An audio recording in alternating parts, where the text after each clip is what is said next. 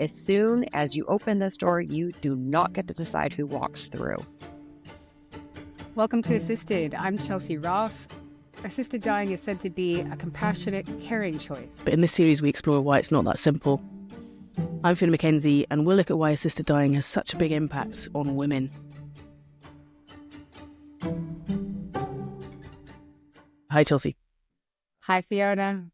It's so good to be back again, and I think one of the things we saw this week with your appearance in Parliament as a witness in front of MPs who are considering assisted dying in the UK is that there's a real fear that all these bad things that people are imagining could happen, well, they could never happen here. We could never happen in the UK. And one of the places we didn't hear any evidence from in that committee was Canada. And Canada's obviously, they're just like us. We've got shared history, shared language, so much in common, and there are so many stories that come out of Canada that could really put, I don't know, they can make you feel pretty scared about where MAID could go. So we thought it was really important to start listening to some of what's happened there, and so that we can learn from it. And so that's why we're incredibly grateful to have time with Alicia Duncan this morning.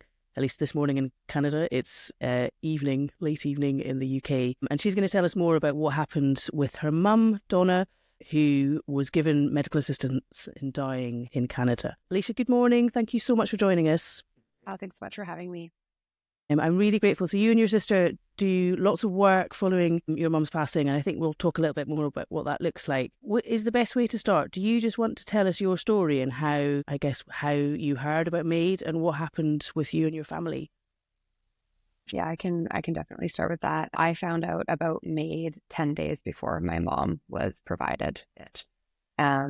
The first mention of MAID, I thought my mom was referring to housekeeping services. And so that's how little I knew. I had an idea that euthanasia was legal in Canada, but no one really talked about it. And going on 3 years later, I am now considered an expert in the field.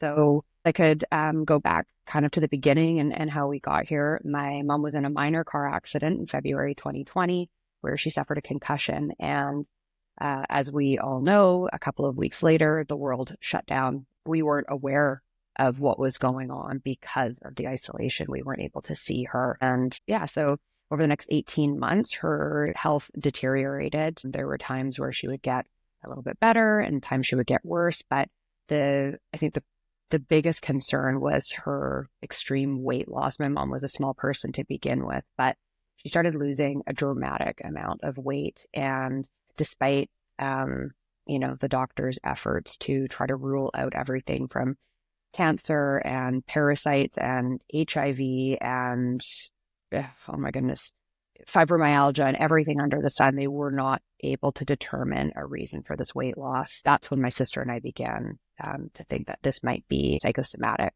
situation, a mental illness. People probably might know this in their own lives, but quite often people get a concussion in a car crash or another accident. It can leave you with really significant effects. Exactly. Yeah. My mom was diagnosed with post-concussion syndrome, and I didn't know actually how severe it could be until I watched my mom go through it. I think with my mom as an independent person, tried to push herself too hard too soon. And yeah, the lasting effects were detrimental. And Alicia, you mentioned she'd lost quite a lot of weight and that you and your sister were starting to suspect that maybe mental illness was part of the equation. Do you feel that disordered eating was part of the equation? And is that something that had been there before the accident, or is it something that you only saw afterwards? You know, that the old saying that hindsight is 20/20, and I'm in the midst of editing a book, a memoir actually. And so, through the research and through pouring through her medical records, which I have as her executor. And, and then looking back kind of over her lifetime, I actually do believe there was a deep history of disordered eating stemming from the time she was in her early 30s. For as long as I could remember, she was very controlling of her diet and what she would eat. And I even recall as a little girl her having an unflattering photo of herself in a bikini on her mirror in her bedroom as a reminder, to watch what she was eating. And so it definitely was a contributing factor, although we didn't realize in the moment. During this period, my mom developed, or she claimed she had a really intense sensitivity to food. So she described it as eating foods felt like she was eating shards of glass. And so everything that she was eating was pureed. She would get me to pick up a special organic chicken from a certain grocery store with only a certain type of salt on it, and an organic squash, and all of these things. It was limited to maybe 6 to 10 ingredients that she would actually consume. And she was actually spending thousands of dollars on a medical intuitive. So for anyone who doesn't know what that is, because I didn't know what that was, it is a psychic who will medically diagnose issues for you. My mom was so desperate because the healthcare system wasn't able to help her. So she was seeking outside sources. And unfortunately, this person told her that everything she was consuming had heavy metals in it. And so she became very paranoid about what she was eating. And so it was absolutely a disordered eating situation.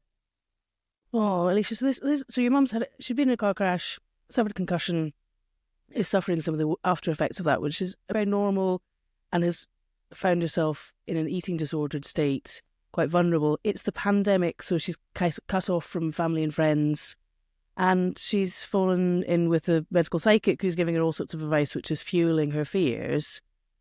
How on earth did medical assistance in dying become part of this picture? Looking back on the timelines now, because I do have access to her medical records. So just for context, my mom passed away on October 29th, 2021. And it was August of that year that she started planning to die. And so I know this because it's at that point that she rewrote her will and named me the executor. She started giving away her belongings. She was essentially preparing to leave this earth. Although I don't think MAID came into the picture until a couple of months later. And that's when we were notified immediately before her passing, within a week, that my mom had applied, but they didn't believe that she would be approved. But basically, this is how desperate she was feeling because she didn't want to be in her body any longer, and just to start having conversations around it. And 2 days later, we were notified that she had actually been accepted into the program and was going to die 4 days later. I can't even imagine getting a notification, especially your mom is not terminally ill. She doesn't have cancer. She doesn't have a neurodegenerative disorder. This may be a naive question, but is that normal practice that a family is notified as soon as an application for MAID is put in? No, sorry. And when I say a notification, a text notification from my mom's common law partner. And then my mom told my sister in person that she had been approved. If my mom had not told us, we wouldn't know until after she was dead. So in Canada, a family is not notified unless a patient explicitly gives permission to do so. Wow. I can only imagine what my reaction would have been if learned that about my mother. You know, she's in a vulnerable state. She's been in a car crash. She's dealing with mental health issues, and she's applied for death through the state. What was your reaction? Our first reaction was we called the police and we wanted a wellness check done. And so the police went to her home, and because she had all of the paperwork in order for medical assistance in dying, there was nothing that they could do. So the police told us that if we really wanted a chance at stopping this, we needed to get an order from a judge. And so that's what we did. We requested an emergency hearing with a provincial court judge, and thankfully we were granted that. And a couple of hours later, I pled in front of a judge for my mom's life. We were granted a warrant for her arrest under the Mental Health Act, and my mom was taken to the hospital that evening for further assessment. She is suicidal, presumably at this stage. It's fair to call her suicidal, but the suicide she's been approved for is via the state. Yes. There is this really interesting intersection of when it becomes suicidal versus state-sanctioned killing, really. So my mom was taken to the hospital. There was no psychiatrist on staff at that point. And so she was sent home with a follow-up phone call the following morning with a psychiatrist. I should also mention that my mom was a highly educated and experienced psychiatric nurse who actually worked with all of these psychiatrists who were assessing her. My mom actually used to be the manager of the psychiatric unit. So she had a call with a psychiatrist that she used to work with. And because I was the one that was granted the warrant, I got to speak to him afterwards. And he told me that my mom was sound of mind and that she was legally entitled to die by MAID if she chose to. I said to him, "You are a doctor and you have taken an oath to do no harm. And if you find her to be sound of mind, she will die and her blood will be on your hands. And I said, I know you know my mom. If you could see her in person, because remember, this was done over the phone. This assessment was being done over the phone. If you could see her right now, she is wearing her clothes inside out. She is starving herself. She's wearing a visor at all times. She can't make eye contact. She is clearly suffering from a mental illness. If you could see her, you would not be making this decision. And so I got off the phone with him and we prepared to go see my mom to say goodbye. And when we got to her house that night, we found out that the psychiatrist had actually postponed the MAID appointment until further assessment. I think what I said to him really resonated, and my mom was so distraught that she attempted to take her own life. And this is, that intersection. Because my mom tried to take her own life, she was now deemed to be a risk to herself. And so they held her overnight in emergency, and Wednesday morning, they put her into the psychiatric unit with a 48-hour involuntary hold. So applying for MAID, wanting to die, not a risk to yourself, but attempting to take your life on your own, risk to yourself, which deserves being sectioned. My sister and I, we were actually quite relieved that my mom was being held because we knew that she would be safe. However, 48 hours later, legally, she was allowed to have another assessment. Of course, she knew everything to say to pass the assessments, to be found sound of mind. She was released from the hospital, and 4 hours later, my boyfriend received a text message from my mom's common law partner letting us know that my mom was dead and her body had been taken to a crematorium. Yeah, it's horrible. I can't even imagine. And what's so incomprehensible is this sort of dance between her being suicidal and the state saying we have to sanction her because she's a danger to herself. And then in the next breath saying, oh, wait, we have to help her die to support her autonomy. Like Yes. there's that, how it seems absolutely contradictory to me that in one moment they're saying, and it just goes to show how contradictory the suicide prevention regulations can be in a country, standing alongside the regulations around assistance in dying, and that your story is horrific and heartbreaking and so tragic. And it's an example of how those two conflict. Go ahead, Fiona.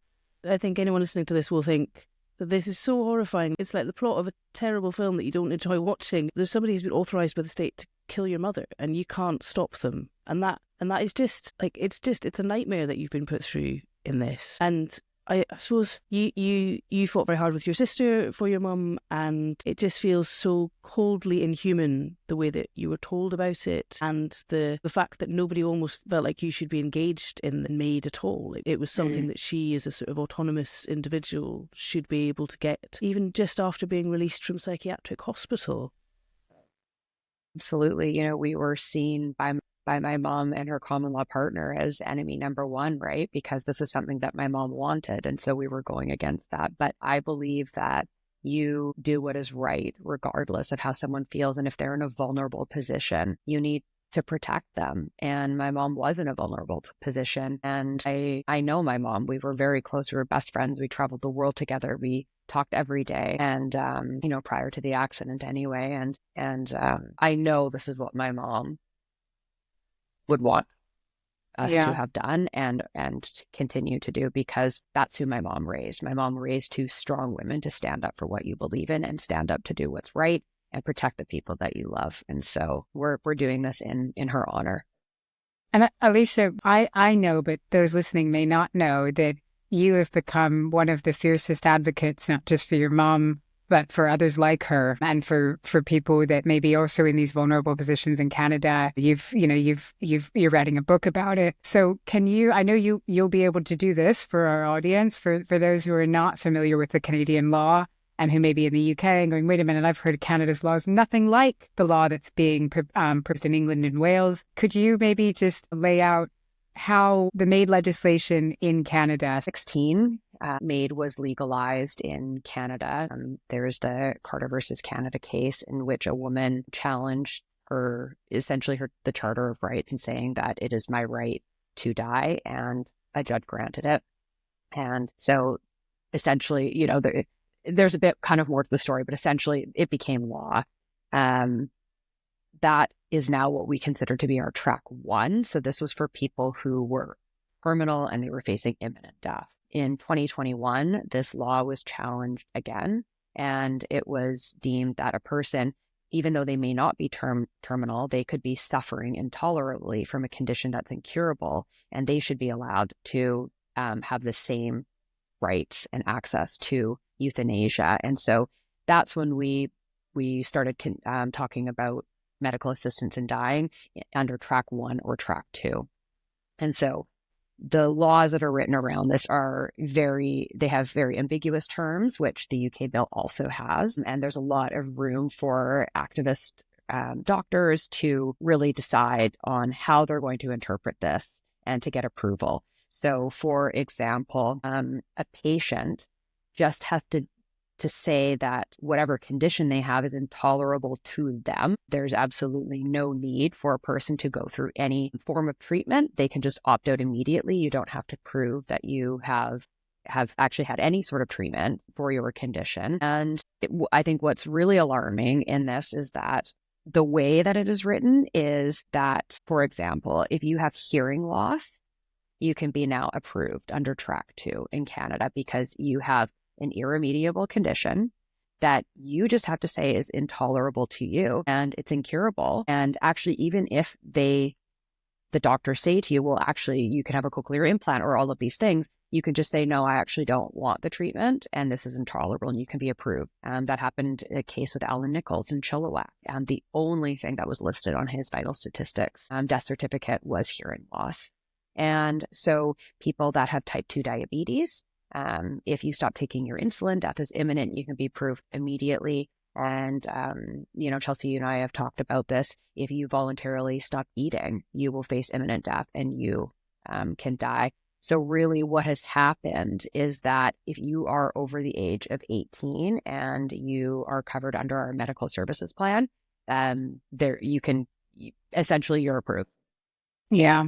So just to summarize, essentially, the laws, because the wording is fairly vague on the page, you've had activist doctors who have effectively expanded the law through interpretation. So you've had some amendments, but a lot of the ways it's expanded has just been, kind of essentially mental gymnastics and sophistry of reinterpreting the words on the page. Yeah, absolutely. And, before there would be part of the safeguards, a 10-day timeline or this or whatever. But essentially those have gone out the window now, saying that if for any reason, say you've been approved under track 2, but you voluntarily stop eating, you can just immediately be bumped into track 1. You can die within 24 hours in Canada now. Alicia, this is, Canada is such a warning to us because, as you say, it started off with an intention that it was for people with terminal illnesses. Do you know how your mum got approved? Because she had a psychiatric condition. Yeah. Do you know if she was track 1 or track 2? No, I don't know. And I'll tell you why I don't know. It's because I have spent the last 2 years fighting with the health authorities to get access to my mom's MAID assessment records to confirm how she was approved and under which track she was approved, because from the information that I have with her medical records, there are gaps in either track. If she was approved under track 1 or if she was approved under track 2, not all of the boxes are checked. And based on the evidence that we have, we actually presented this to the Abbotsford Police Department after my mom's passing, and they agreed. And that is what launched the first investigation into a MAID death in Canada, which, garnered media attention and is how I am here today, speaking now on international platforms and at the highest level of government, working against these laws. You and your sister are incredible advocates for your mum and for people like her. And you raised such an important point there, which is that you haven't pointed out to the state that actually they got it wrong here. Like, this is a monstrous outcome. And they've said, you know what, you're right, we really need to investigate this. Here's the information you need. We'll be open, we'll share, we'll learn lessons. they've been, by the sounds of it, secretive and defensive, and you've been fighting for years to get access to records that would tell you what happened in your mum's case. The health authorities have denied us access, citing privacy laws. We are now going to the highest level. And honestly, it's unlikely that we will get access to this records. A person's right to privacy remains even after their death. And what I think is the most alarming is that they claim that I am seeking this for my own closure, but the only thing that I am seeking to prove is that my mom's death was lawful, which is fully in her right as a person, because she's not legally, she's physically not here to be able to fight for herself. And I am her executor and her daughter. And I think that this should be a basic requirement that a person should be allowed to have a lawful death.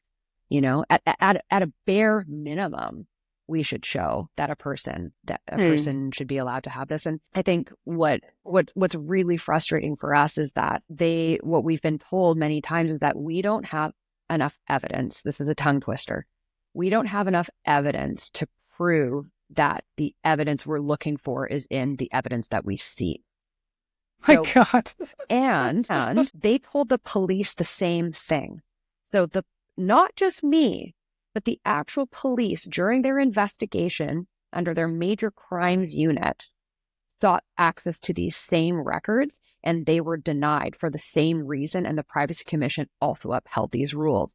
And it even states in the privacy law that if this is required for a part of an investigation, they can be released, but they don't have to be released. And so it's an absolute travesty to these vulnerable people that there's nothing that can be done afterwards, because the only person who's allowed to access these records is now dead.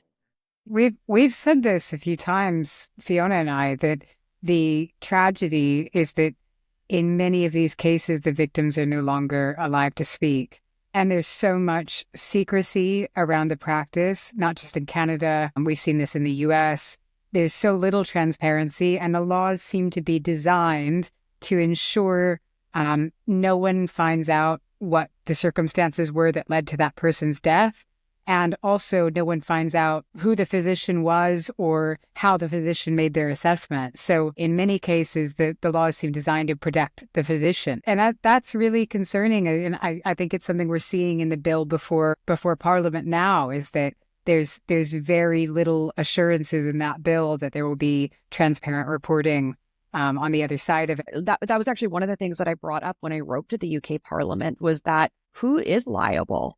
You know, if this is deemed, say someone can actually prove that a person was wrongfully approved, who's at fault? Because I think the difference between how the Canadian law is written and what the UK bill is proposing is a little bit different. In the fact that in the UK, you're going to have to go above essentially a board. And is the board at fault then? Is the doctor at fault if the board approved it and the doctor injected it? Who is the third party that's going to be reviewing this to ensure that this is taken care of? And what happens in Canada is that if a doctor is found negligent, which, by the way, has never happened before, it's very hard to prove. And again, because of the ambiguous terms, it has to be in the doctor's opinion. You know, they don't need to prove that the person had this condition, just in their opinion. There's no requirements to review the medical records to prove any of these things. But even if you can prove criminal negligence, it's a slap on the wrist. The doctor might get their license taken away, maybe 6 months in prison. This is culpable homicide. I don't think people understand that you are still murdering someone, that you just have an exemption under the criminal code to not be charged for it. Yeah, and in Canada, I mean, it's pretty difficult because we talk a lot about assisted dying, and what we mean is assisted suicide. And I mean, in Canada, it's euthanasia, which is where someone is killing you and injecting you. Yeah, and as you say, I mean, that is it's in common language murder, which we create an exception for. But man, I mean, and this also goes to the point that lots of people in the UK will say, oh, but if abuses were happening elsewhere, we would really hear about it. So You know, if there were really terrible things happening, we would hear about it all the time. And what's really remarkable is that we hear about quite a lot that happens in Canada, and only because of you people like you, Phil, who are brave enough and determined enough and tenacious enough to keep talking about something very traumatic and keep fighting. And I'm sure there are other people out there. Is your suspicion that there are other people who have also suffered death by MAID who shouldn't have? I know of numerous cases because these people reach out to me. I'm a lighthouse in the media now, and it's easy to find me and by design. And I want people to reach out and contact me because I can help them. But a lot of these people don't want to talk about it because there is the stigma of mental health. I know a woman, she's a doctor in California, and she got a phone call from a doctor. She lived in Canada. Her mom lived in Canada. She moved down to California.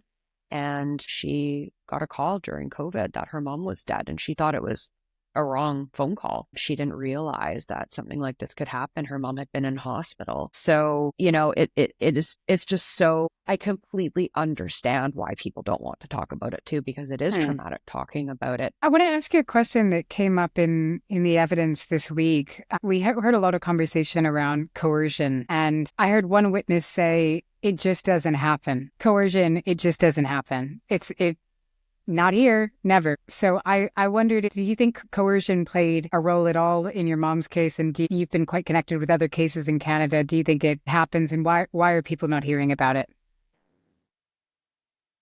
It's such a ridiculous statement, first of all. How can they prove that there is no coercion in this? By asking the patient, have you been coerced? You know, that's ridiculous. And I think we really need to talk about in situations such as ageism, ableism, abusive situations. How are you going to prove this? I know in my mom's case, she said many times to us that she felt like a burden, that she felt sorry for her common law partner because he was, you know, he had signed up to be with this fiercely independent woman who loved to travel. And she would say, like, now look at me. Now look at me. We just didn't understand where this was coming from. And so, you know, I have no idea, you know, conversations that happen behind closed doors. But I think as soon as any country allows euthanasia, it's sending a message to a group of people or people saying there are exceptions to which your life is worth living.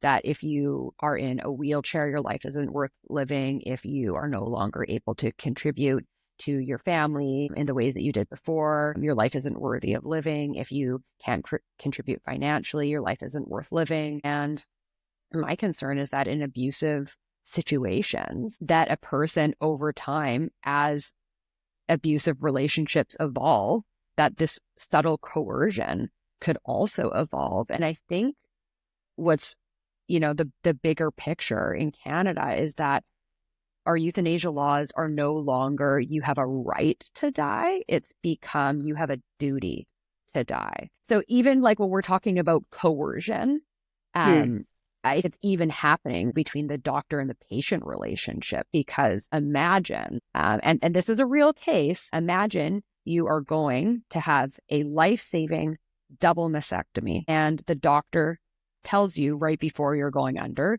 that you can actually have MAID instead. And this is an actual documented case. So yeah, when people say to me that it just coercion doesn't exist, it absolutely exists. And it exists within private relationships. It happens within our actual just public perception of this and the doctor-patient relationship as well. It's such a good point. Just the provider coercion, so coercion by people who do this, and coercion by, people would not think that in an abusive relationship, an abusive partner would coerce their partner into particular medical treatments. I mean, that sounds weird. Like, why would someone bother doing that? But in a coercive relationship, which the state doesn't know about, it's, these men aren't, you can't spot them. No. Quite often they're the charming ones. Yes, well, exactly, charming, convincing, and yes, and death will now be a treatment choice that can be coerced into, and we will never know. I want to read you something. It feels almost distasteful to do it, but one of the evidence sessions in Parliament last week, a doctor in the US, a doctor who is actually trains family doctors over there in what's called progressive medicine, although of which medical assistance in dying is one aspect. he was asked about coercion, and he and a fellow colleague from the US were saying that actually coercion away from assisted dying was actually the real problem, not coercion into assisted dying. And when asked what could be done about that, he said, well, you could, and I'll quote him, you could make it illegal to interfere with the patient's right to make this choice. We stopped short of that in our most recent addendum to our law here, but I think that was a lost opportunity. I mean, what do you think of that, Alicia? It's an idea. I mean, I'm a bit speechless, honestly. It's especially because I am one of those people who did everything I legally could do to prevent my mom's death, and I was obviously unsuccessful at, and knowing that people think that I should be criminally charged for what I did that I know to be right, which was protecting a vulnerable person, is disgusting, and it really makes me feel awful about how far humanity has fallen. We talk so much about autonomy and people's rights, but what happens to my rights as a daughter of a beautiful, loving human being that had decades to live? You know, I don't have a mom anymore, and my kids don't have a grandma. And what about my rights? Well, and I would add, what about our collective responsibility to one another? You know, just no human is an island. I almost feel like we've lost touch with our responsibility to care for one another in those moments. And the idea that and that brings me to a question I wanted to ask you, Alicia, which is around kind of the hijacking of the concept of autonomy and the hijacking of it, particularly in medicine, and this concept of medical autonomy. And we hear, you know, people have a right to die and they have a right to end their life. And I wonder how you're seeing that play out in Canada, and you know, how you think about autonomy. You know, I mean, someone might say, oh, well, you were infringing on your mom's autonomy by trying to prevent her from committing suicide, you know, which the state at one point recognized she was trying to do and sectioned her. But how are you seeing autonomy be kind of hijacked and misused in this debate? Yeah, I think one of the things that I would like to say about this is that, you know, when people think about my mom as a 61-year-old woman who had lived this, you know, fairly fantastic life, and she had the autonomy to make that decision to end her life, people, you know, I think they can feel okay about it because she was mature, she was educated, you know, and it seems like it was this decision that she had made coming into a fully informed environment, and it was supportive. But what happens when we talk about the next expansion that's rolling out? So on March 17th, 27, it will be law in Canada that someone with mental illness alone can be approved for medical assistance in dying, and mature minors up to the age of 12 with parental consent. And so when we start talking about medical autonomy, and particularly in the context of mature minors, this is something that people should be very alarmed about. And so, so 12-year-old children and up could access medical assistance in dying. Yes, and so this is happening, by the way, in the Netherlands, Belgium, and I think Switzerland, but definitely the Netherlands and Belgium. You can do this at a young age. Yeah, and so right now they say it's for terminal illness only. As they said when the law rolled out in Canada, it was for terminal illness only. But as we know now, and how our legal system works and how the UK's legal system works, is that as soon as you legalize something, it opens the door for that law to be challenged. And as soon as you open this door, you do not get to decide who walks through. So initially, track 3 will be for people with mental illness alone or for mature minors with parental consent. But we've seen in other areas where the parents actually don't have the ability to approve or deny this. And so, you know, I understand in some ways why this was brought up. So, for example, blood transfusions are denied by some religions and some cultures. And so children were dying because their parents weren't allowing them to have this. And so I understand why that law was brought into place. So if a child was in a car accident and they needed blood, the parents couldn't deny them based on religious belief. So I think there's some good in this, right, to provide this. But in the context of MAID, I think we really need to be concerned about this, because now we're talking about the autonomy for the reverse role, that there is going to be some child that will want to die and their parents don't want them to, and we can't force them into treatment. They're diagnosed with cancer. Maybe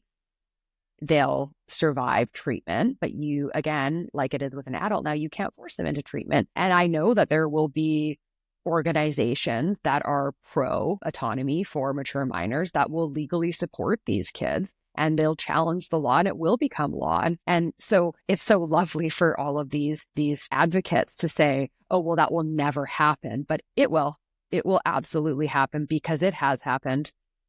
And we need to look at history to see an example and a pattern.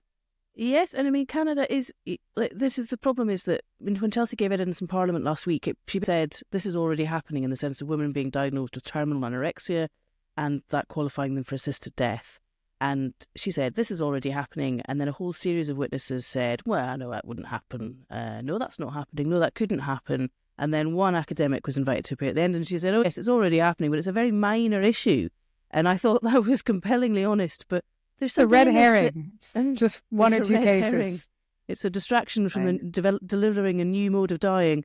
But there's something extraordinary in this, that everyone looks at Canada and goes, oh my goodness, that is terrible. That is a terrible example to us of how this could turn out. But apparently our MPs don't want to hear from Canadians. But even in Canada, people can't look back at your own very recent history of what's been happening and say, oh, actually, should we learn from this? I mean, do you see any brakes being put on this? I mean, what do you want to see from Alicia? Because you're obviously campaigning extremely hard and doing it brilliantly. But what would you like to see happen in MAID in Canada?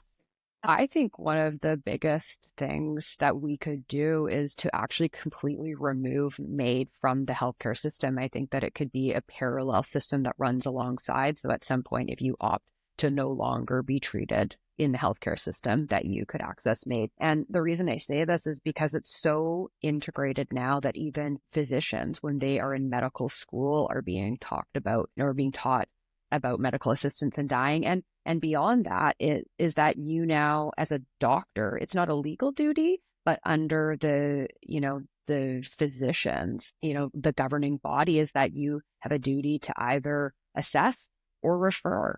So even if you are fundamentally against this, or in my mom's case, like her GP did not assess her, he refused to assess her for MAID, but he would risk losing his license to practice if he didn't at least refer her. And so that's what he did. He did refer her to a doctor because he had no choice. I mean, he did, but it's a pretty severe one that he would risk losing his medical license.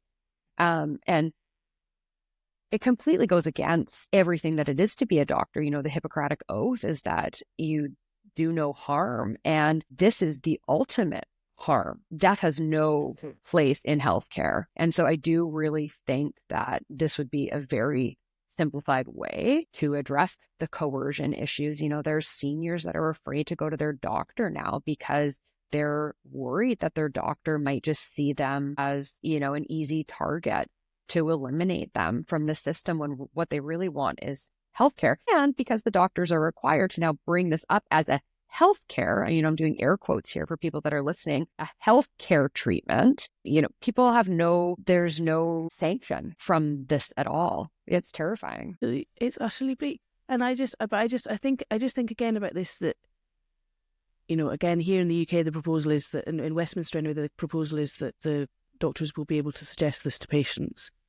And of course, you will have activist doctors who will want this to be offered to patients and to gain as many people as possible gain access. And obviously, your mum, your family GP, the person who knew her, didn't think she was suitable for this, had to refer her on, and she found someone who would approve her. So it's almost doctor shopping was built into the model with you. I mean, do you know the doctor that approved her for MAID and gave her MAID? Do you know who they are?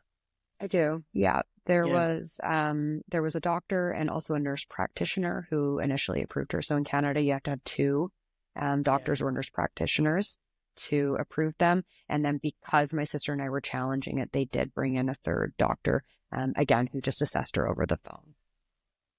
Over the phone. And that is just, that's the thing. That's the level of detail our MPs haven't thought about. I mean, that is there anything stopping that in our bill? Bet there's not. No, I bet nobody's thought about it.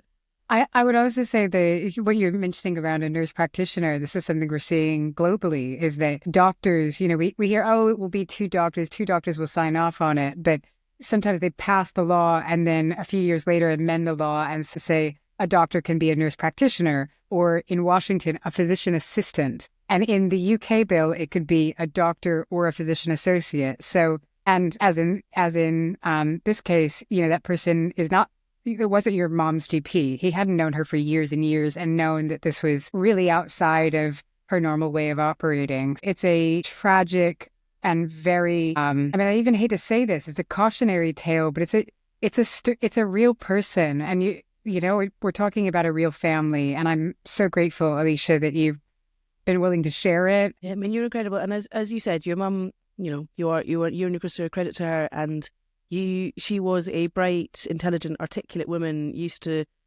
dealing with psychiatrists and doctors and getting them to do the right thing. And unfortunately, that is exactly the kind of person who, if you're designing a system like this, you need to be thinking about somebody like that who becomes vulnerable suddenly, and who is not, you can't see them coming, that they are capable of overriding safeguards because they want to access MAID.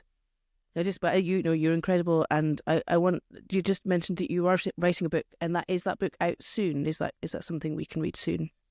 Yeah, I'm currently in the editing process, so I don't have an exact launch date yet, but sometime this year. So if anyone wants to follow along on my journey, they can sign up for my newsletter at aliciaduncan.com. And before we finish up, is there any one thing that you want MPs in the UK to be thinking about? Even, there's lots of MPs who are not on committee, and some of them might well be listening to this.